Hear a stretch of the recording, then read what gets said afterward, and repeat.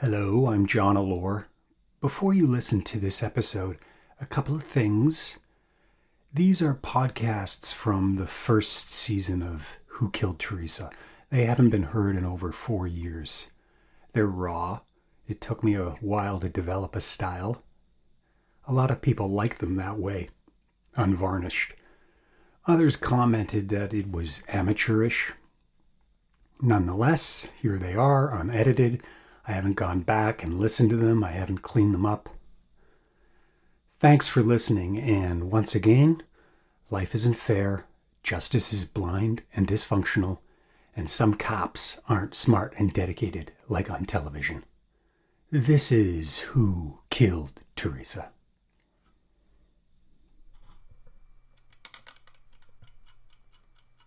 Hi, welcome to the podcast. This is Who Killed Theresa. I'm your host, John Allure. This is the long-form investigation into the murder of Theresa Allure, a show where life isn't fair, justice is blind and dysfunctional, and some cops aren't smart and dedicated like on television. And in this show, this podcast, we will cover a number of unsolved murders from the Quebec region from 1975 to 1981, which may be associated, including the murders of Sharon Pryor, Lise Choquette, Louise Cameron, Jocelyn Houle, Chantal Tremblay, Joanne Dorion, Helen Monast, Catherine Hawkes, Denise Bazinet, Manon Dubé, Lison Blais, Teresa Allard, Nicole Goudreau, Tammy Leakey, and 2 unidentified bodies of young women. So I want to attempt to summarize some things that we've been talking about with these cold cases. And before I do, the better thing to do is, if you're just picking up now, it would be best if you went back to the beginning and got all the details of the 5 cases we've discussed so far. However, if you're not going to do that, or if you have done that and you need a refresher, I'll try and do that now. So initially, we had about 3 cases from 77 to 78 in a region known as the Eastern Townships, a small college town, Sherbrooke, the city of Sherbrooke, and the town of Lennoxville, Quebec. And as we stated, a very diverse group of French and English living together. And that's where my sister was murdered, along with Louise Cameron and the young 10-year-old girl, Manon Dubé. And then we have this sort of nexus region just south of the town of Magog, maybe about 10 miles out, headed west from Sherbrooke, headed in the direction of Montreal. And this nexus region appears to be a dumping ground, potentially. There's debris and detritus there. That's where Louise Cameron's body was found. We also have the possible sighting of Theresa Allure's clothing in that area. A woman's purse is found. It's recovered. Soles of shoes and other articles of clothing, or articles of a personal nature that are female. And then with that, we have the case of Lison Blais from Montreal, who was murdered in 78, I believe, and her purse is missing, and they put out a composite photo in the papers of that purse, and that purse looks strikingly similar to a purse that was recovered in a search of the Magog site in the 2000s. And then lastly, we have Denise Bazinet. Now, she is a woman from Montreal who was a neighbor of Lison Blais, and her body was recovered almost halfway between Montreal and Sherbrooke in Saint-Jean-sur-Richelieu. So there's these tantalizing connections between these 5 cases. I don't ever mean to say that they are connected. I'll never really go that far. I always kind of go within striking distance, and my idea then is to let the authorities sort it out, to investigate. Is this possible or is it not? I think you get into a lot of trouble if you entertain your own bias and get locked into any one theory. And that's why, in the case of, if you ask me, well, what do I think happened to my sister? Was she picked up hitchhiking in Lennoxville, or was she at the residence of her school residence in Compton? Which scenario do I believe in? Well, I don't believe in either scenario. Specifically, either one could be true. And depending on where I'm sitting at any time, one seems more attractive than other, and then they switch. And to get locked in at some point and say, no, definitively, this is what I believe, when belief really has nothing to do with it, you need facts to support it, can potentially lead you down a really wrong alley and waste a lot of time. So that's why I say with these 5 cases, well, let's see if they're connected. Now, within that, something that I want to bring up is something that Kim Rosmo talks about, which is called the least effort principle.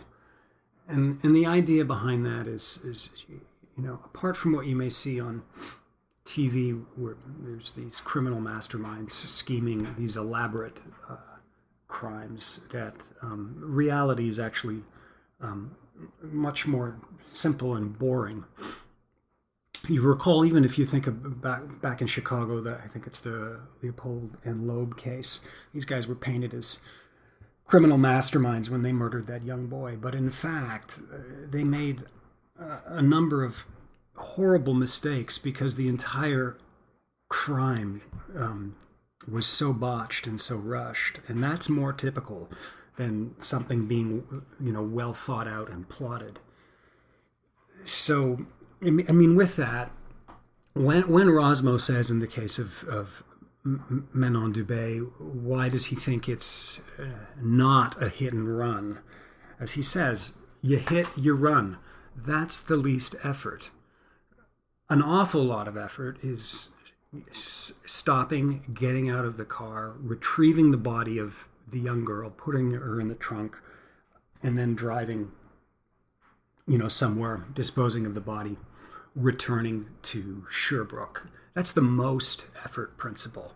And it would strike anyone as being unusual to do something like that. It's also related to his statements when he says that he thinks in his analysis of the Allure Cameron Manon Dubé connection that the offender probably lived in the region where the girls lived, not where they were dumped.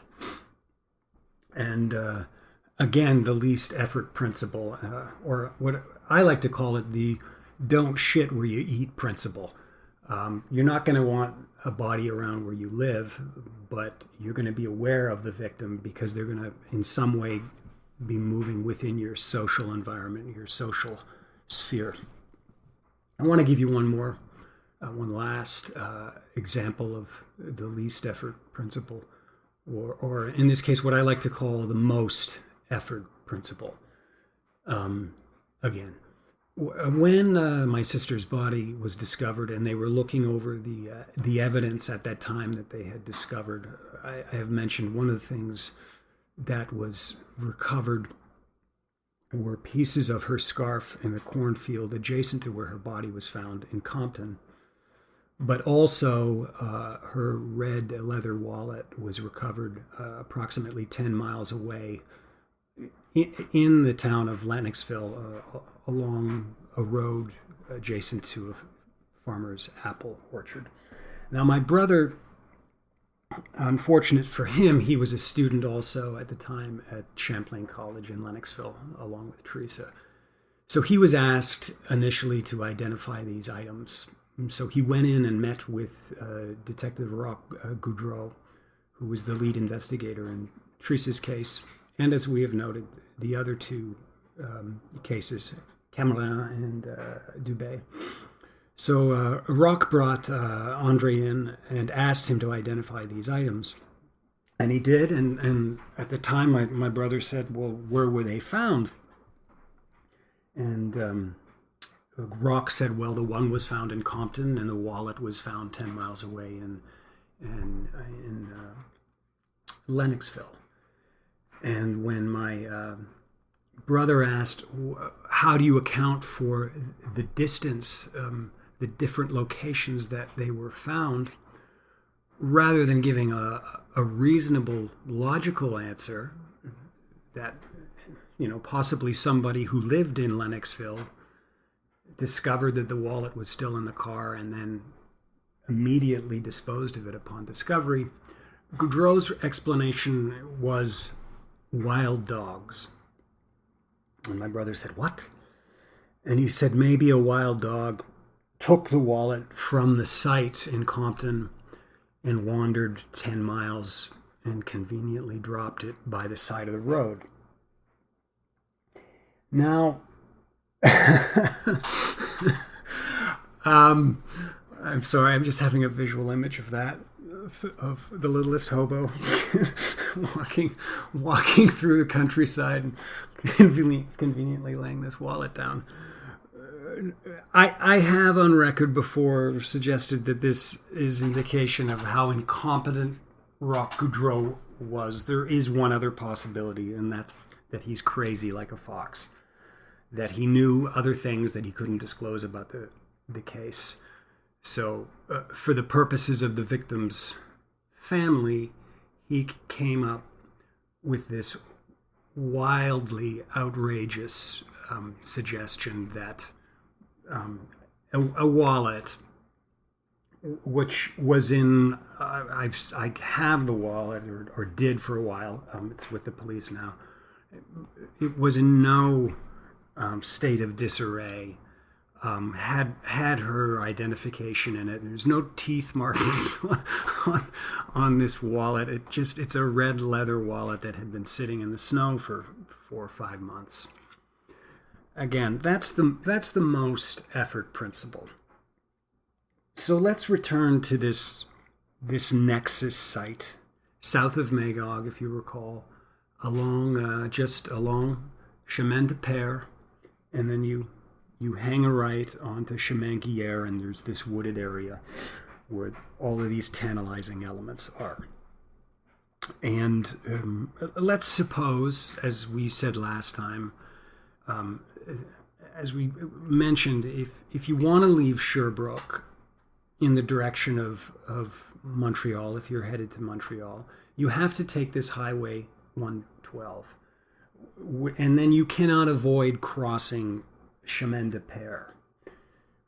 At Chemin de Pere, you have a choice. You can get on the Highway 10, the auto route, the freeway, or you can stay on 112. If you stay on Highway 10, you risk being cited because, as we said, there are toll booths, 5 toll booths along that auto route all the way into Montreal. And if you had something in your car that you didn't want someone else to see, one of the gentlemen at the toll booth taking your money could potentially see that. So the safer thing would be to stay on 112 if you were heading into Montreal. And the same goes for a return journey. So let's say you had picked up Denise Bazinet, as she was in the east end of Montreal, and you did something to her and you wanted to deposit the body, and you just happened to have cause to head back to Sherbrooke because for some reason, which we don't know yet, you have cause as the assailant to be both in Montreal and the Sherbrooke Eastern Townships region. Well, the first thing you have to do is for those of you who don't know, Montreal is an island, much like New York City, so it's bridge dependent, and you would have to get on those bridges, and you would be immediately subject to a toll. I believe even in those days. So maybe you have a body in the trunk, and then maybe for the return journey, you will stay on Highway 10 because the body's in the trunk and it's less risk. Or you can choose to take 112, which, as we mentioned, would take you through Longueuil, and also just adjacent to Chambly, Quebec. And then again, along the way, you dump a body where it's most convenient, or you dump stuff. Maybe as you approach Sherbrooke and you're getting off Highway 10, you discover that you have a purse in your car, and you don't want to get to your destination and have people that you know see this purse. So the most convenient thing to do is to exit Highway 10 onto 112, and then you remember this chemin de fer, and you've deposited things there before, so it becomes a habitual place for you to leave evidence, and no one goes there. It's a garbage dump, as we said already. That's it. That's what the purpose it serves for the country residents there. So it will not be conspicuous if articles of women's belongings are there. All kinds of things are left there. So that's one way of connecting these two areas, Sherbrooke and Montreal, in a least effort principle hypothesis. A most effort principle would be, an assailant leaves Montreal via the North Shore into Laval, zigzags through Terrebonne and up to Trois-Rivières. He crosses the bridge at Trois-Rivières and heads back down through to Sherbrooke. That's possible. It's not probable. And the same can be for the South. Maybe somebody took a circuitous route back and forth. Possible, but not probable. If you want to frame it, Walt Disney talked about the possible, probable all the time in the early days of his animation. So these same principles hold even for the arts. The Coyote and the Roadrunner can do all kinds of outrageous things, but they have to be grounded in some sense of reality. They have to adhere to principles and element of gravity, because only then do we realize how outrageous they are. So this idea of the probable, possible, or the least effort principle is one that I try to keep fixed in mind, along with keeping an open-mindedness about not being prone to bias and the sort of bias that can creep in with these kind of matters, particularly with the passage of so much time. There's memory bias. There's false memory.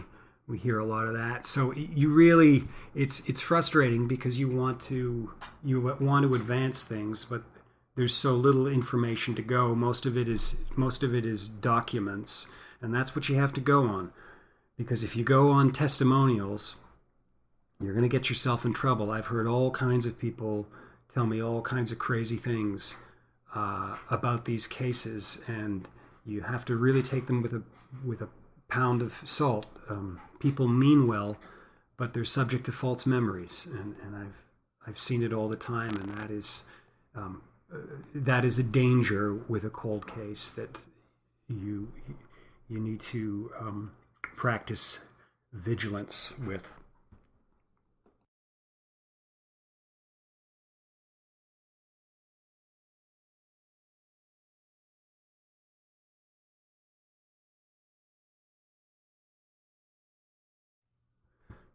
One other thing that I think is worth bearing in mind,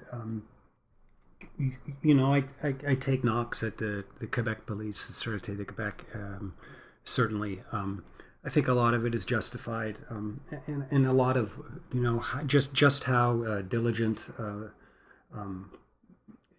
and resourceful they are with the latest technologies. So I don't think we'll ever really know.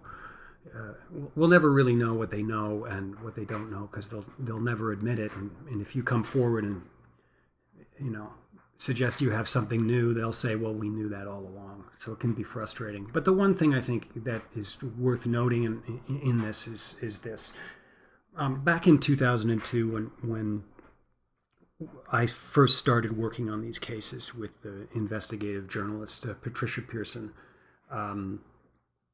it just seemed logical to me to plot where a victim lived, where they worked, where they went, and then where all the evidence was found.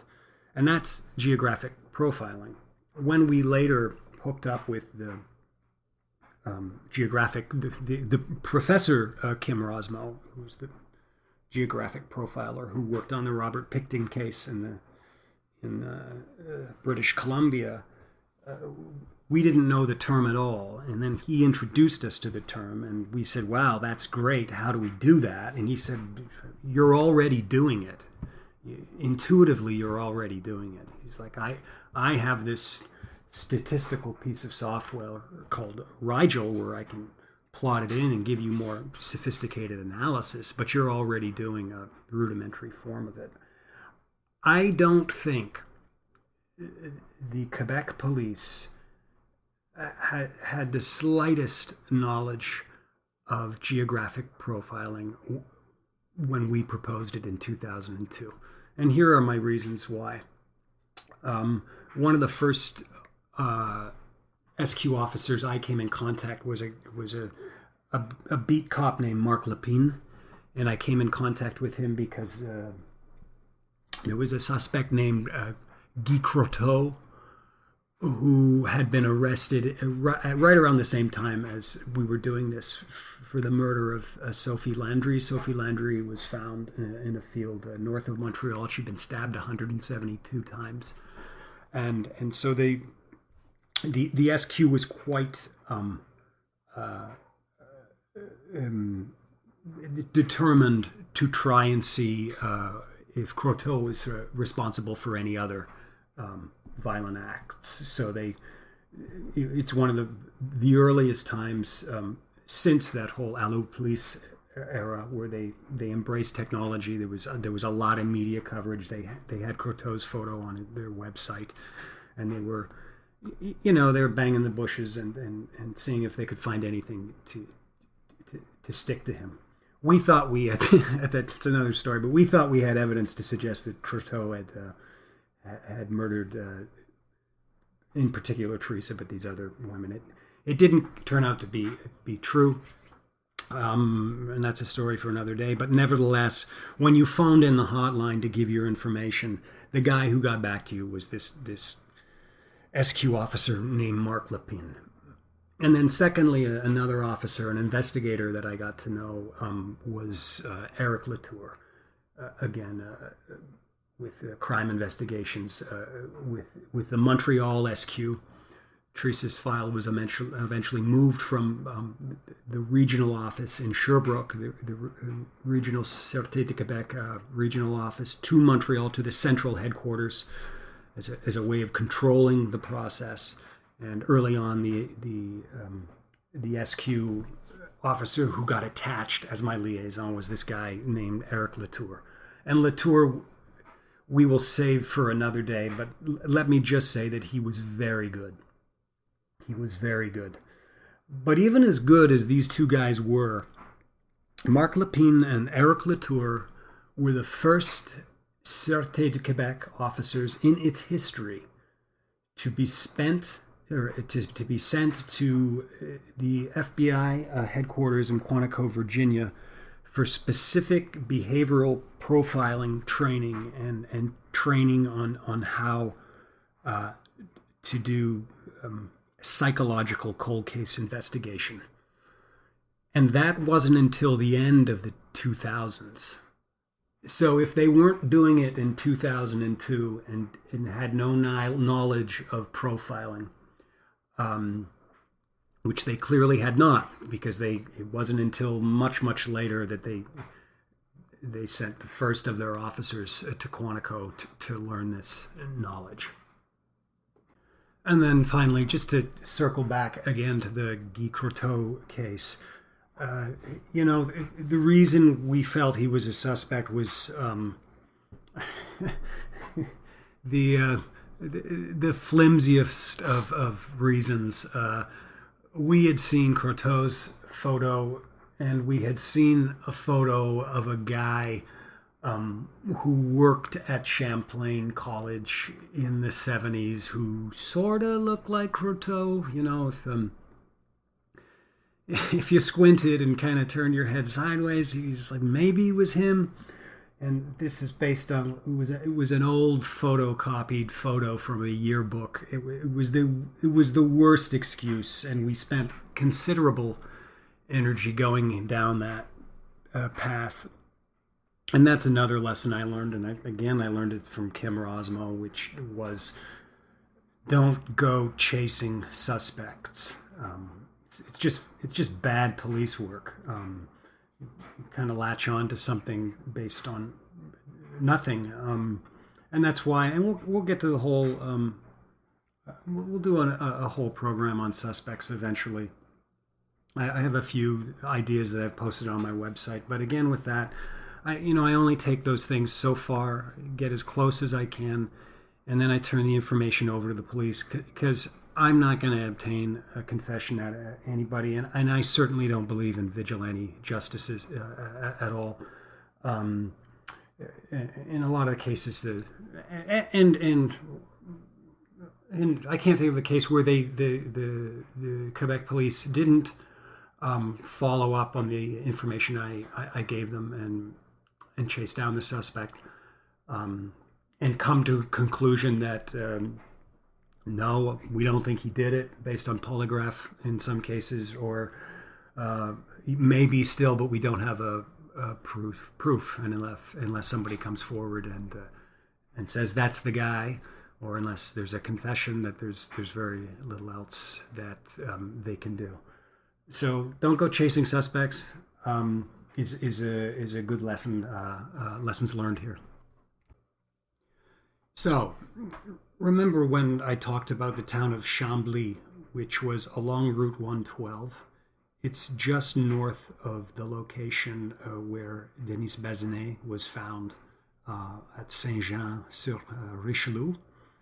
And I'd like to now add a sixth case, and that is the case of Helen Monast. And this is from my website, so I'll just kind of summarize this. On Saturday, September 10th, 1977, Helen Monast was celebrating her 18th birthday at Chez Marius Pizzeria in Chambly, Quebec. Exiting Chez Marius, the girl waved goodbye to her brother, Yves, and crossed Rue Bourguignon, entering the Canal Chambly Park on the banks of the Richelieu River. Helen was escorting her friend Christian home. Helen intended to spend the night with her aunt. At 11:15 p.m., Christian and Helen parted company. This is the last sighting of Helen Monast.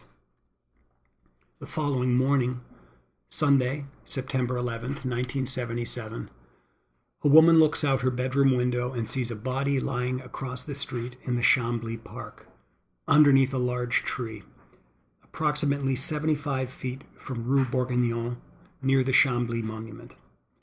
Helen's body is found in the park across the street from the Chez Marius restaurant. Helen was found naked except for her shirt, which was pulled up to her arms.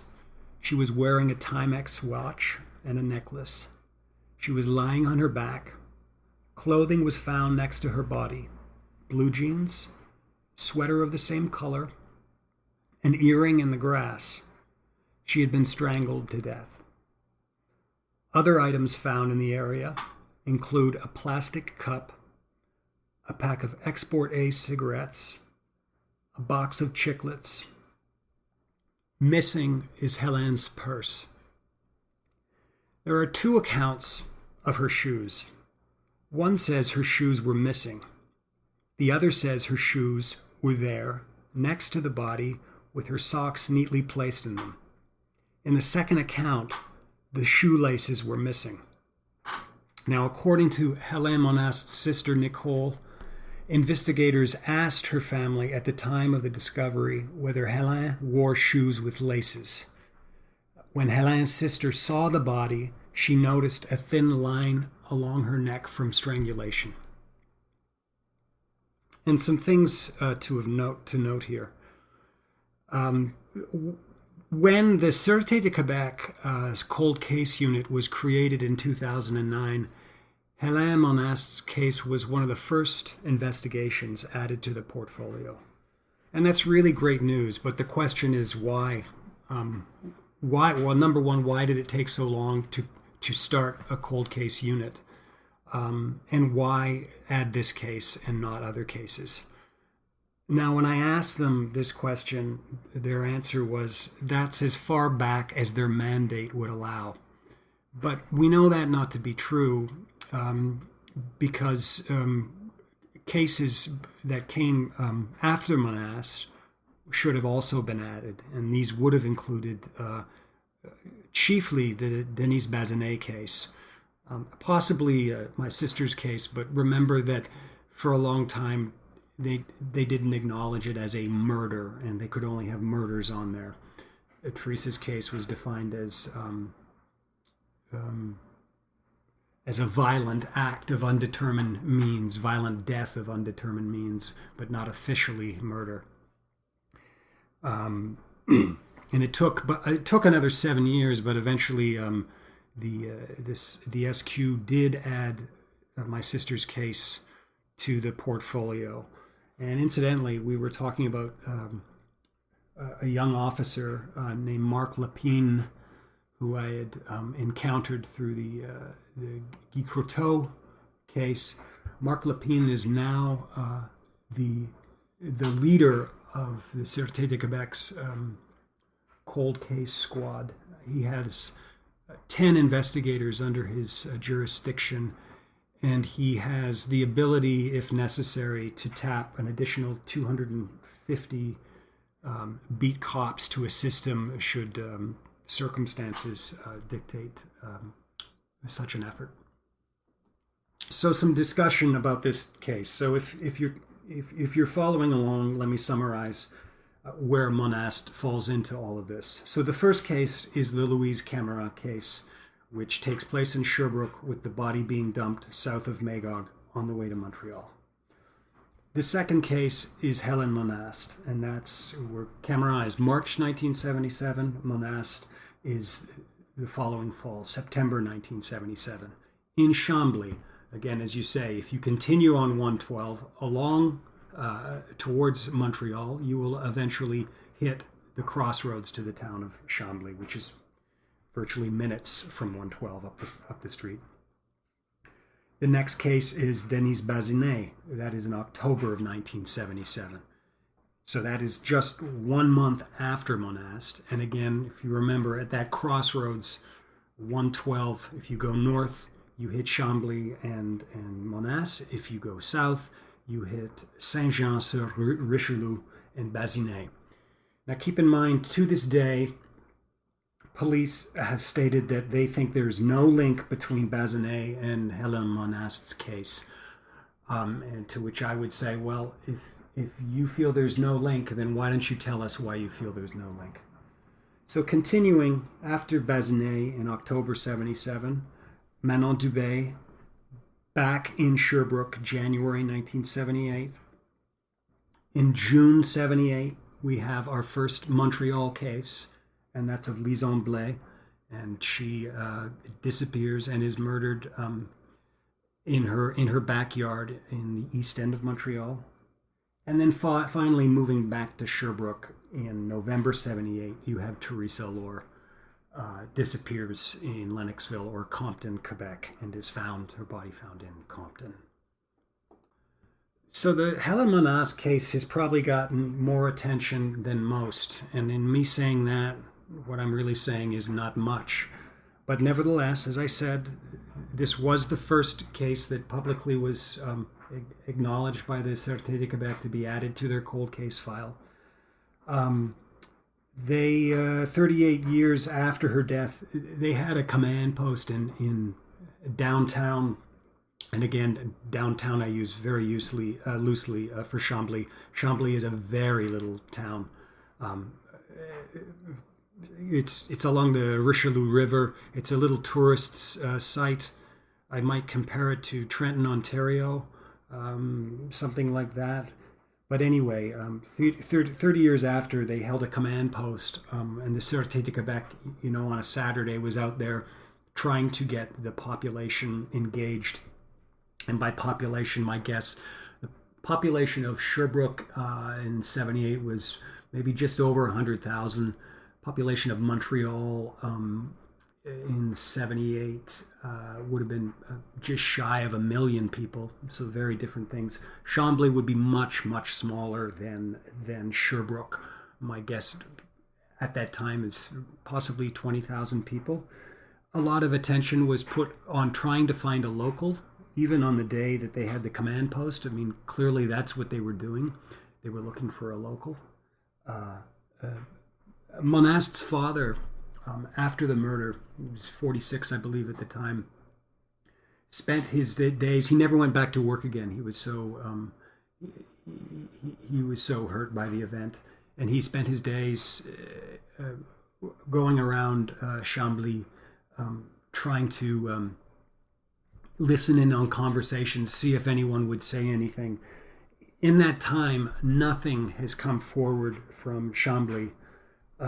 Nothing at all. And to further paint a picture of Chambly, I've been twice. I went once in the spring. It didn't quite give me the feel for what it might have been like at that time. It was not during the tourist season. I went back again in the summer, in July, August. That gave me the feel of what I think Chambly in September 1977 was like. Very active, little ice cream shops. The canal is beautiful. It's got a lock system, where the boats, because the Richelieu has rapids, you have to travel up or down the locks depending on which direction you're going, and kind of take a canal to avoid the rapids. So a lot of boaters. Fort Chambly is there. Beautiful old, that 5-point fort. So I imagine in the summer, lots of tourists, lots of outsiders. This is why I don't think this case was done by somebody who was local. Because in 38 to 40 years, they found absolutely nothing. No one has come forward, not one single lead, which leads me to believe, I just don't think in a town of 20,000 people, you can sit on a secret like that for that long. It's got to be somebody who was just passing through and saw an opportunity, and they took that opportunity, would be my guess. So then again, if you're following this, Helen Monast was severely beaten, sexually assaulted, and she was strangled. So that's 5 of the 6 cases that we've talked about so far with cause of death strangulation. Louise Cameron, Helen Monast, Denise Bazinet, Lison Blais, and Theresa Allure. And again, we see another pattern with the evidence at the crime scene. Some clothing found, other items not. The purse is missing. We have this notion of shoes. If you recall, in the case of Bazinet, she had one shoe on and one shoe off up the road. We have either the shoes in Monast's case being missing, or if we take the other account, that they're neatly placed there, and that possibly a shoelace is used as a ligature is the suggestion in that matter. So what do I think happened? Well, after 38 years, my guess is as good as anyone. So here I'll take a crack at it. as we've mentioned, you're used to traveling between this corridor between the eastern townships and Montreal, and the route you take is Highway 112, and the journey is a 2 hour journey from one end to the other at a maximum. You could do it in maybe in an hour and a half if you had to, depending where exactly your final destination was in Sherbrooke or Montreal, which we don't know. So this is your typical route. You along the way need to stop for gas, so you stop in Chambly and you fill it up, and then you decide it's getting late. Let's have dinner. So you go into the Casse-Croûte, the little restaurant diner, Chez Marius, and you have dinner. And there's this beautiful 18-year-old girl. And you seize your opportunity. You see that she leaves with another young woman at 11:15, and after they part company, and she walks along the canal in extreme darkness, you seize your opportunity.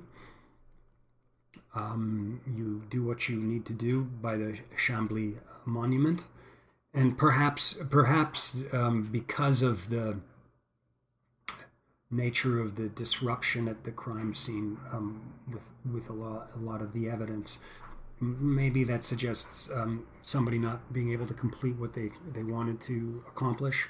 Although I would say beating and strangling and raping is more than adequate. But I've seen pictures of the crime scene. It possibly suggests an interruption and a need to evacuate immediately. And you can be out of Chambly very, very quickly. It's right off the road, and then you're right back on the highway. And very easy to get in and out of that town without anybody knowing that you were there.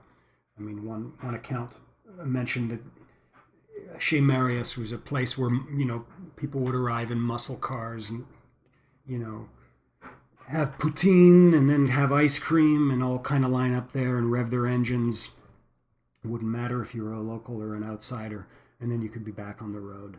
So that's a scenario. It's as good as anything I've heard from anybody else in the last 38 years. So those are my thoughts up to now on these 6 cases. And as always, I always want to caution anyone about, this is just thinking out loud, and I wouldn't even call it a theory. It is simply seeing connections between certain things, and certainly, again, I caution that when you attempt to see connections, you see the connections you want to see, and you ignore the ones you don't, and that's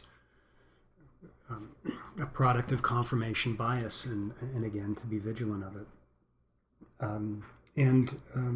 On that note, something I'll probably leave our discussions with a cautionary tale from the early 2000s. In 2002, there had been a number of disappearances and a murder of 3 young women, Julie Boisvenu, Julie Surprenant, and Julie Bureau, all from a similar region. Boisvenu and Bureau were from the eastern townships of Quebec, and Julie Surprenant was from Terrebonne, so just north of Montreal, Laval, and then you get Terrebonne. And just to kind of give you a recap on this, in 1999, Julie Surprenant disappeared from near her home in Terrebonne. And then in 2001, the young Julie Bureau disappeared from the Sherbrooke region. And then finally, in June 2002, Julie Boisvenu, his body was found in a ditch in Bromptonville, just north of where she lived in Sherbrooke. And the French press, I believe it was La Presse, immediately tried to make the connection that a serial killer was loose, and they dubbed the case the Three Julies, and they sort of, in titillating fashion, suggested who would be the next Julie victim, which is preposterous. That's pure fantasy, and as we have talked about earlier, that this is the least, or excuse me, this is the most effort principle. Trying to stalk women named Julie is that's great for books and television, but that's not really grounded in reality. So, what's the outcome? Well, three very different outcomes. So, Julie Boisvenu, there was a quick arrest in that case. A young man named Hugo Bernier. It turns out that the two of them were in a Sherbrooke cocktail lounge one night, and she allowed him to drive her. She left with him from the cocktail lounge, and he had consensual sex with her, but shortly thereafter he murdered her. He strangled Julie Boisvenu, and he was sentenced to a minimum of 25 years in prison. Bernier's in prison now, and he had only one other sexual assault on his record. So that's one type of criminal. In the case of Julie Seprenant's body has never been found, but it's widely believed that Richard Bouillon, who was a career criminal and social deviant, had murdered her. He lived above the Seprenants, their home in Terrebonne, and on his deathbed, he confessed to her murder, which was witnessed by a number of nurses and I think correctional staff, and confessed to a number of other crimes as well. In the case of Julie Bureau, the press was adamant that she also had been murdered because she had disappeared. This turned out not to be the case. Bureau turned up 3 years later. It turns out she had been hiding in plain sight. She had run away from home, eventually found herself on the streets of Montreal, and fell into street gangs and prostitution. Eventually came back and actually blamed her parents for the poor treatment she received at home, wrote a book on it, and explained that that's why she ran away. So the three Julies, the press trying to make a rather preposterous connection based on some serial offender, chasing alphabetical names. Three very, very different outcomes. So again, in the cases that we've been discussing, there's always an outlier. There could be an explanation we haven't thought about yet with any of these. But most strikingly, I think, in addition to the evidence similarity, I think the overriding thing that we see is that this isn't some criminal mastermind at work. These are all crimes of opportunity. You have Louise Cameron intending to have a date with her boyfriend. She goes to get some milk. She's out on the street. She's walking home to her apartment. She's vulnerable. Somebody takes the opportunity. Helen Monast, same thing. Very late at night, 11 o'clock at night, exiting a small cafe, walks into a poorly lit park, crime of opportunity. Denise Bazinet, a little more difficult to understand that one. She does disappear in broad daylight. She is seen with a young man. Perhaps she's coerced, or the individual gains her confidence, gets into a car at Papineau and is not seen again. Manon Dubé, walking home just at dusk, gets separated from her sister along the street and is not seen until her body is discovered down in North Hatley. Lison Blais coming home very late at night after a night of going out to discos and is brutally bludgeoned in her own backyard in east end of Montreal. And then finally Theresa Allure, again, possibly the idea that she was hitchhiking, seeking a ride late at night, vulnerable. Somebody sees an opportunity. So that's the podcast for this time. I hope you enjoyed the last podcast with the interview with Christian Gravener. If you did, we will pepper the podcasts with more interviews. I don't want to say too much about who. Won't spoil the surprise, but certainly a number of the figures who I've already talked about here. Some of them will be appearing to be interviewed. Not only interviewed, we'll just have a discussion about things. I think you'll find it really interesting. I have a website. It's theresaallure.com, theresaallore.com. And if you go there, any of the cases I discuss are on that site, and the way I have it set up is the first two posts are sticky content, and they're identical, one in English, one in French. The French one is first. And what they do is they just give you a detailed listing of all the cases that we discuss here in chronological order. And if you click on the name of the victim, it'll take you to more details of the case and certain documents and photos, etc., all that kind of stuff. So you can find all kind of information there.